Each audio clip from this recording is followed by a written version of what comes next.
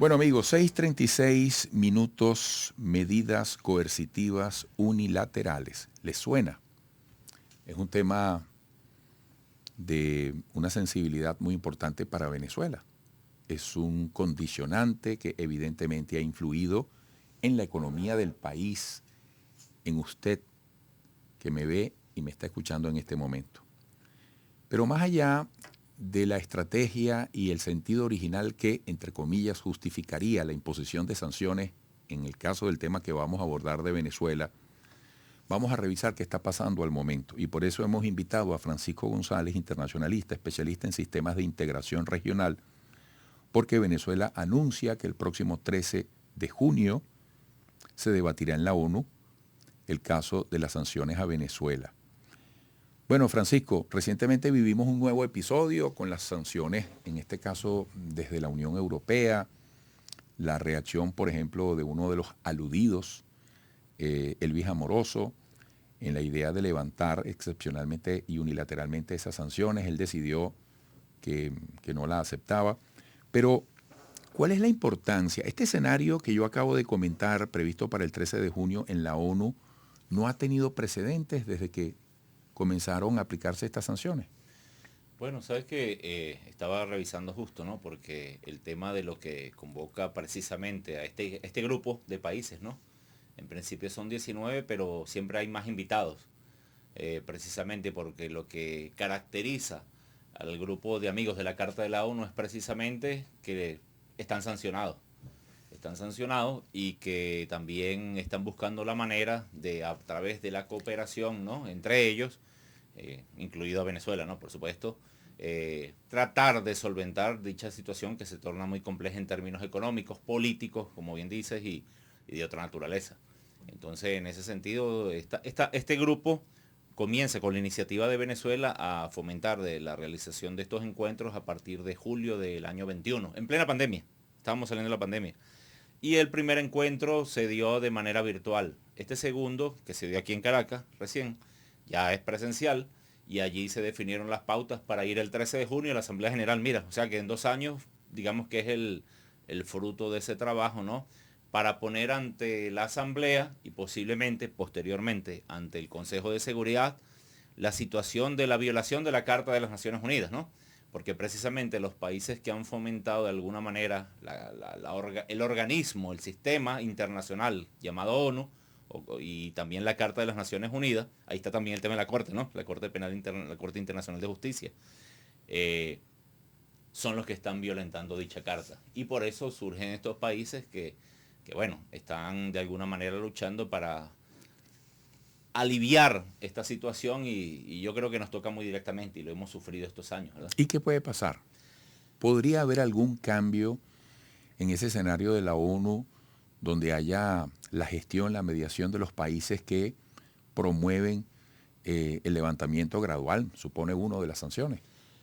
Bueno, no es igual que vaya Venezuela sola o vaya, no sé, Rusia, a que vayan 19 países y seguramente en el camino se van involucrando a otros. Ya poner eso en la agenda de la discusión de toda la asamblea es un logro, pues, porque no hay un precedente sobre este punto, ¿ves? Lo que sí vemos que cuando uno revisa la Carta de las Naciones Unidas, ¿no? En los propósitos y principios, Eduardo, siempre se habla de mantener la paz.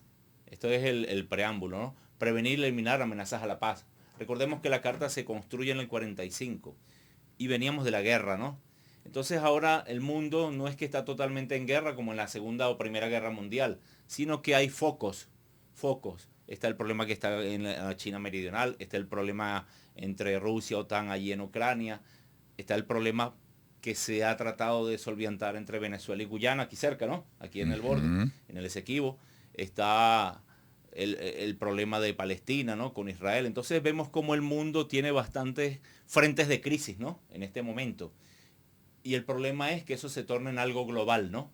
Entonces la Carta de la ONU parece que no, pero está más vigente que nunca. Si bien se entendía en un mundo del 45 de posguerra, esta carta está, cuando uno la lee, ¿no? El espíritu de los que la escribieron, eso se dio allá en esas reuniones en San Francisco, en esa época, pretende o busca la manera de arreglar estas situaciones conflictivas a través de negociaciones, pues, y no de la Ahora, guerra. al final y en el punto que vienes desarrollando, el gran argumento para aplicar estas sanciones es que Venezuela es una amenaza para la paz.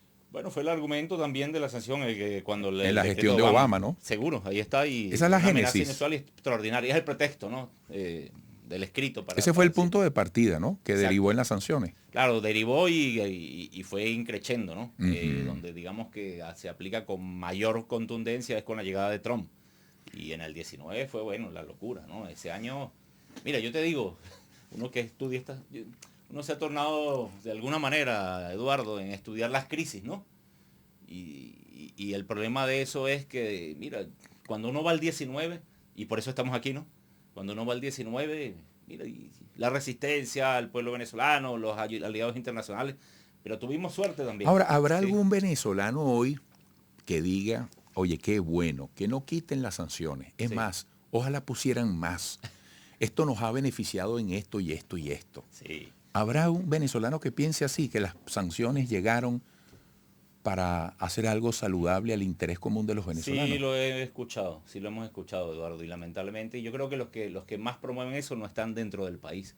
Te voy a decir algo sin ir al tema electoral, pero los actores políticos, algunos que están en el tema electoral, promovieron sanciones y ahorita no lo dicen. No quieren nada con sanciones, por lo menos verbalmente hablando, ¿no? Entonces ese tema como un instrumento para acabar con gobiernos no se torna algo efectivo, es inviable. Ahora, Francisco, esta pregunta es clave, sobre todo en este momento que estamos viviendo. Vienen elecciones presidenciales. Aquí, ya que has nombrado a Trump, en Estados Unidos también. Sí, está ahí. ¿Qué importancia tiene esto en el tema de las sanciones? Porque tú te pones a ver, yo lo comentaba esta mañana, que ayer en el Canal 8 yo estaba, conecté con una transmisión desde el Hotel Humboldt. Y estaba, estaba Maduro reunido con el PSV, hablando sobre campaña. Y ahí reiteraron lo que ya uno viene escuchando en el mensaje, de quienes aspiran a quedarse en el poder, que es que esta lucha es con Estados Unidos. La estrategia es contra Estados Unidos. ¿Qué va a pasar con las sanciones dependiendo de lo que pase en este proceso electoral? Una cosa está vinculada con la otra, una cosa puede condicionar la otra. En ambos países sí. Sí, en ambos países hay una situación electoral complicada, ¿no?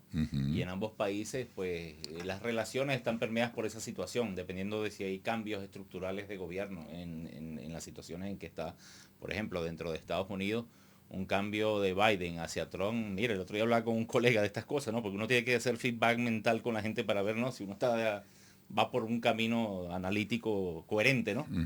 Y me decía, ¿no? Y es discutible, pero que eso podría ser una declaración de guerra inclusive, ¿no? El hecho el retorno de Trump al gobierno de Estados Unidos en una situación en que se mantenga el gobierno bolivariano, porque aquí también hay elecciones, ¿no? El 28 de julio. ¿Qué chance tiene Trump de volver al poder?